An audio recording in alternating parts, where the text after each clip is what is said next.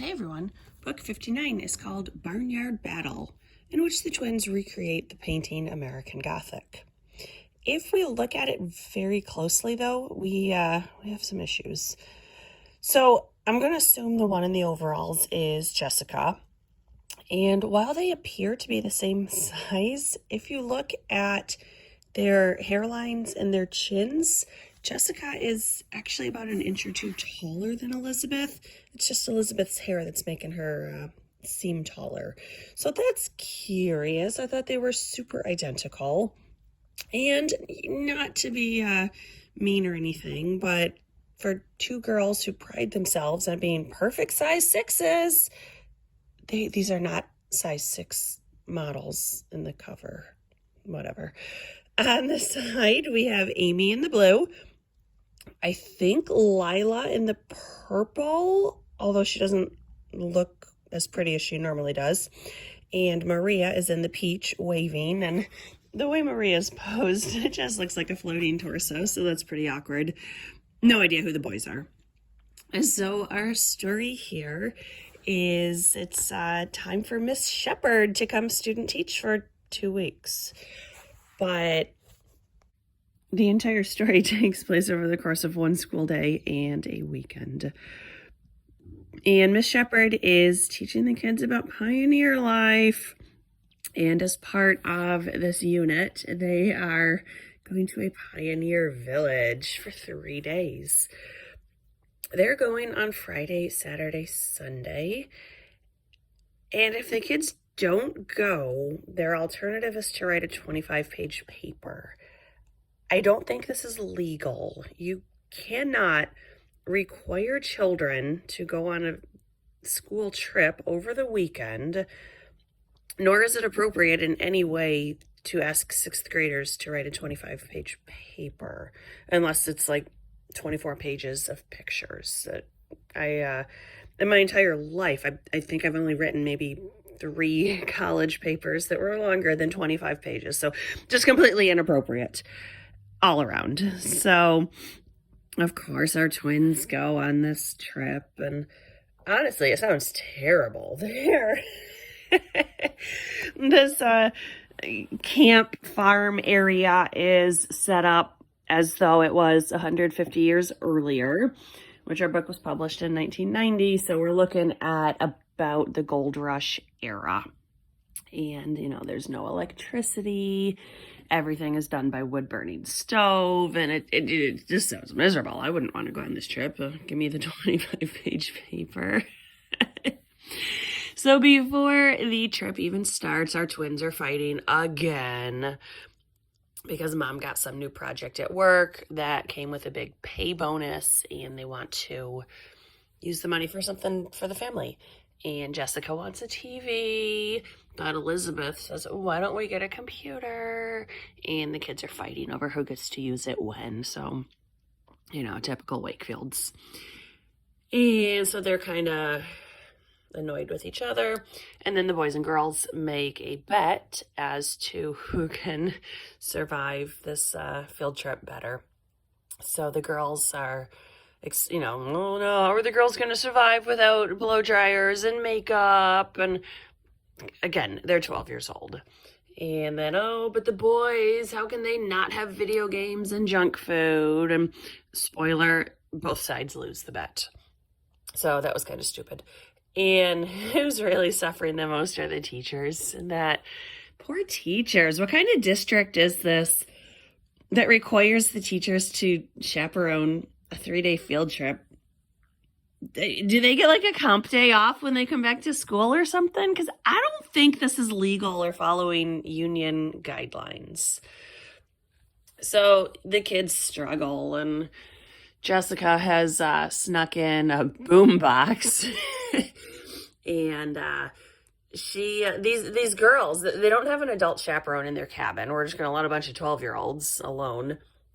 And she has managed to trade away all of her chores to let the girls each listen to one song. It's like, are they really that desperate for early 90s music? I guess. But the boys also snuck in a TV, so they all lose. And what's odd, not odd, but a little interesting is 70% of this book takes place on the first day of the field trip, and then the next 2 days are just super glossed over. So that was a little uneven with the pacing. And there's a storm one day, and Elizabeth is horseback riding. The horse gets spooked by the lightning and thunder and takes off running. And wouldn't you know, he finds his way back to the farm where he was born.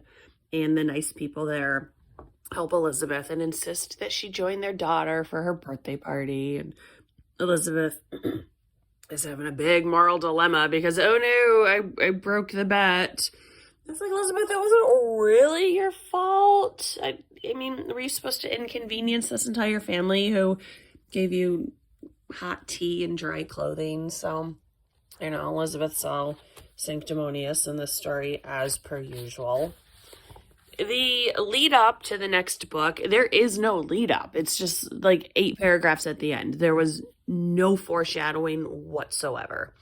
It's Jessica's reading a magazine and sees about this foreign exchange program and decides that, well, yeah, she has to do it. She doesn't even read the information or anything. She just says, oh, yep, school in Paris, let's go. And it's not going to work out that way, but that's all right. So this book, it's definitely one of the jokey books, but it's not really as funny as I was hoping that it would be. So just 2 little parts that I want to read. This is on page 3. The first day that the new teacher is there, Miss Shepherd. It says, the girl leaned over. Let me restart that. I'll just read the whole paragraph. As Elizabeth followed Jessica into the classroom, she saw that her closest friend, Amy Sutton, was already there. Amy waved at Elizabeth and pointed to the front of the room. Behind the teacher's desk sat Mrs. Arnett. She looked as reserved as usual, her hair in a neat bun. But walking over to her was a tall, slender girl who looked like a model. I mean, of course she did. She's in Sweet Valley. The girl leaned over Mrs. Arnett's shoulder and began talking as she smoothed back a strand of curly blonde hair.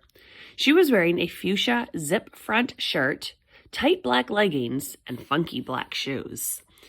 And that's not really how one should dress if one is trying to be the authority figure in a room, especially the closer in age that the teacher is to the children, the more adult the teacher needs to dress, if that makes sense. So it sounds as though she's trying to dress like the students, when in reality she should probably either dress like a grandmother or like a business executive. But let's say she's 24.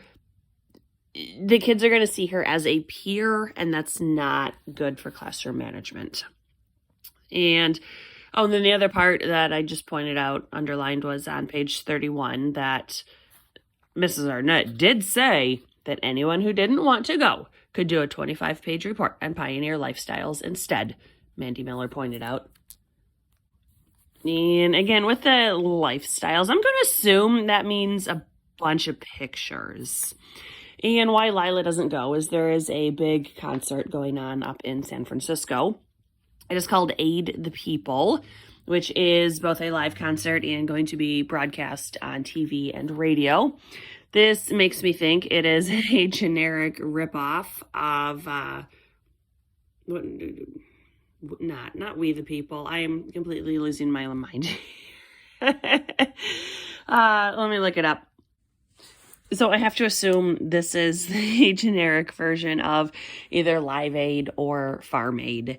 And the kids are just super devastated that they're not going to see this. And Elizabeth points out that Mom could tape it on the VCR, and Jessica pouts because it's not the same. And well, Jessica, it's not like you had tickets anyway. So yeah, it kind of is the same if you're watching it on TV, but that's adult rationale, trying to argue with a 12-year-old.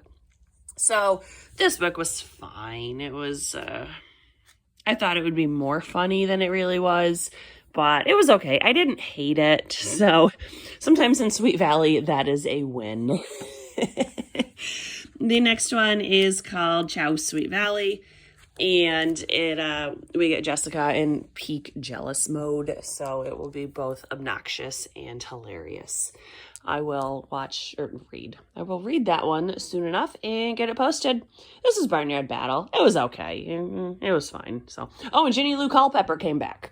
So I thought she was long gone, but no, she evidently is still in Sweet Valley and making the occasional appearance. But Lois Waller did not come on this trip, so I wonder where she was.